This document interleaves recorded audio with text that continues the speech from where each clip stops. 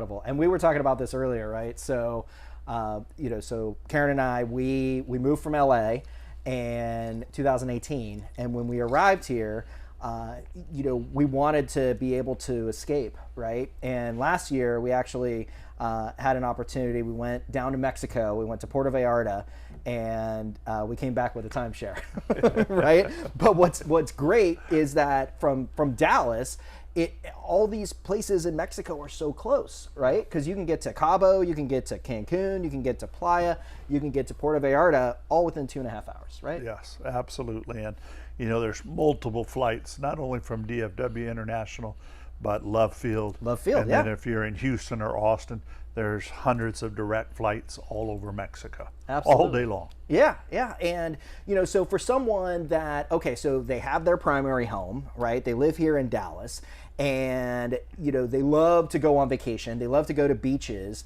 and, they've got a little bit of extra capital where, they're able to, start to, put down roots and start to look at vacation options. How do they get started, right? In terms of getting access if they want to buy a house in Mexico, where would they start?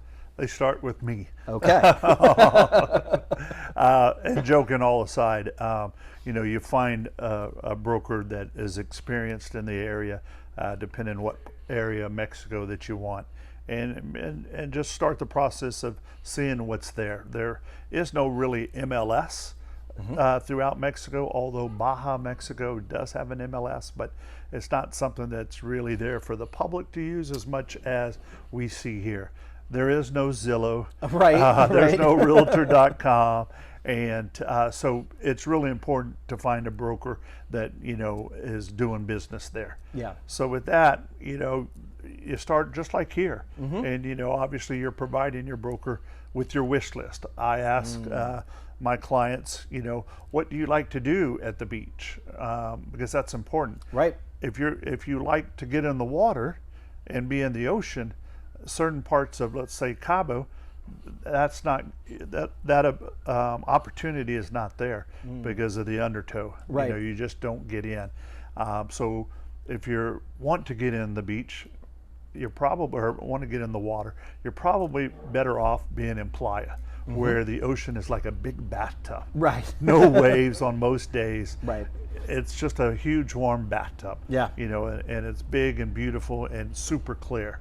Okay. Now, if you like to surf, maybe Baja Mexico up the peninsula is better if you're a surfer. Right. Maybe Costa Rica. I've sold to some clients that are big time surfers, and they bought in Costa Rica strictly so they could go surf. Right. Okay. So then another question that I ask: are you a golfer? If you are a very good golfer, Baja Mexico and Cabo makes a lot of sense. Right. It's the Pebble Beach of Mexico. There's great golf courses in Playa and the Riviera Maya, but the level of difficulty lies in Cabo. Right. It's for the best of the best golfers. So yeah. And then are you a foodie person? Cabo and the Baja Peninsula, I think, is an extension of California. Right. So you got a lot of Californians there. You can expect California prices, not only in real estate, but when you go buy a steak, it's going to be just like buying a steak here in Dallas, Texas. At Ruth Chris's or Papa's, wherever you go. Kind of the same deal, where if you go like to the Riviera Maya and Playa and Tulum, that steak might be quite a bit cheaper there. Right. 30-40% cheaper. And probably real estate's the same as well.